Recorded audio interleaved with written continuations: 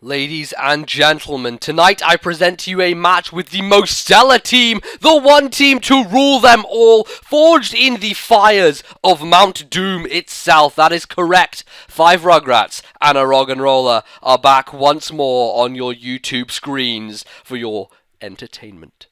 This evening, a match, a brawl, a fight, a conquest, in fact, against some of the most powerful and potent little cup Pokemon around. My opponent, Yeti by name, decides in fact to lead with Ferroseed.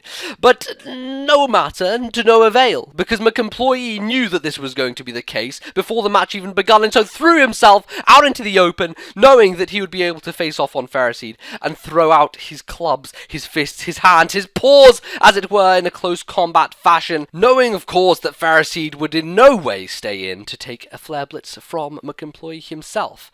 In this scenario, it seems apt, one may think, to switch into Pretty Good, the Azurill, the young Azumarill indeed, and to go for the water move, the waterfall. Unfortunately for this happens that I am slower than a Slugma, which one would not expect, but Tony would say that Slugma, among the greats, of course, son of Macago, one of the most highly tiered Pokemon in existence.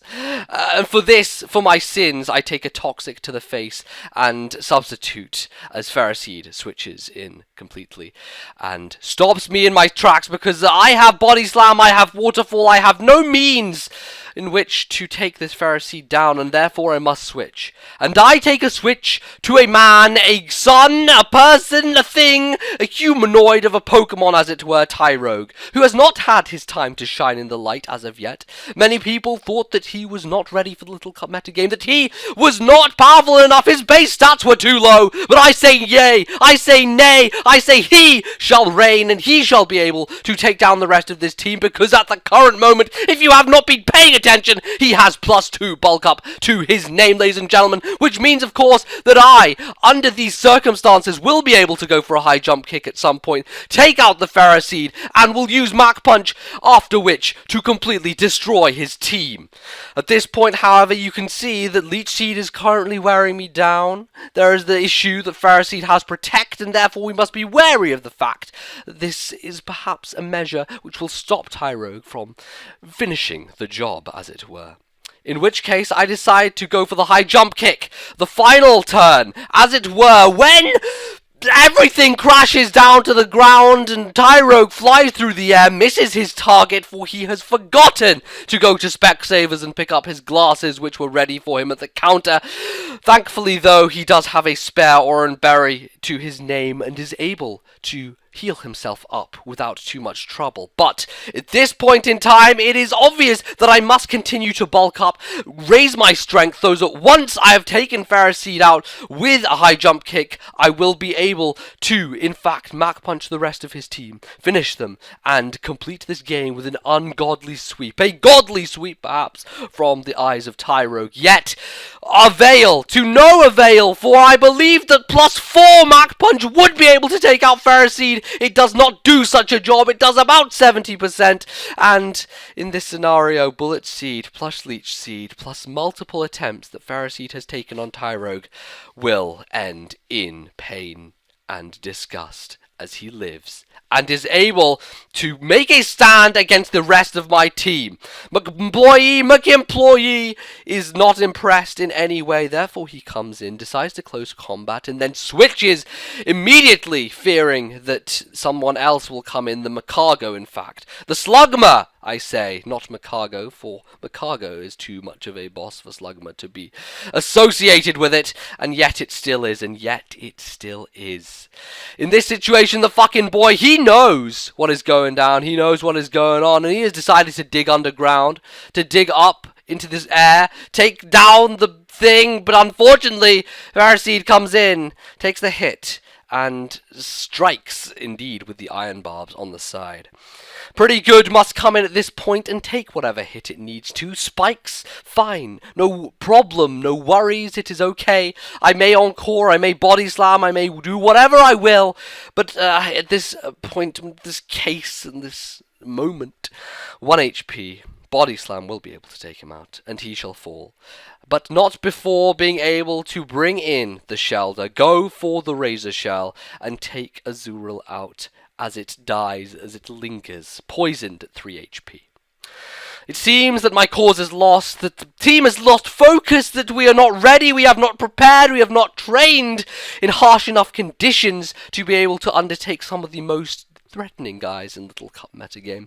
And yet, Kiddy Kong taking on the mantle and is able to take Shelder out with a well-timed Thunderbolt, being able to live the Razor Shell on 1 HP, use the Life Orb to his advantage, and bring my team some respite in the current situation under which they go. Roggenrola is now in a position in which it should be, a place where it can maybe stand up Stealth Rock, and after which go for a normal gem explosion, destroying the Slugma completely. First, we must get some prior damage with Rock Blast. However, because he is so demoralized from the loss of Tyrogue and the loss of such an amazing sweep that would have made him a Pokemon to be placed in the pantheon of Little Cup memory, he is just down and out, he is depressed, he's missed Rock Blast twice no less, is burned by the Lava Plume, and is only able to get off a very weak explosion powered by normal gem, but cut by burn. And in vain. He falls. He falls for no reason, for the Slugma has multiple defenses to its name, with the stockpile being the reason for those. The fucking boy comes in. Fucking boy. He really is the only link left in this team. He's the only one who will be able to bring salvation. And yet, as it were, Flame Body strikes in the most harsh of places, takes him as he attempts to use the Choice Banded Dig to eliminate his foe, and is unsuccessful in doing so.